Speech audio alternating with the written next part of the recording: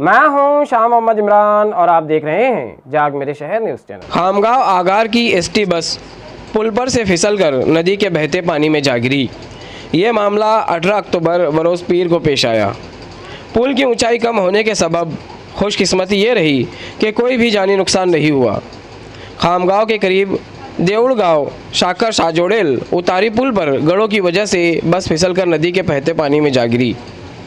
बस में सवार सारे मुसाफिरीन को बस ड्राइवर को बाहिफाजत निकाल लिया गया। गांव वालों की मदद से 15 मुसाफिरों की जान आज बच गई।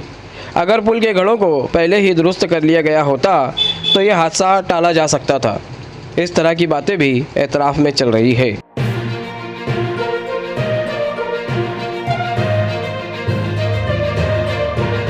ऐसे ही देखते रहिए जाग मेरे शहर न्यूज़ चैनल। कैमरामैन अमानुल्लाह के साथ।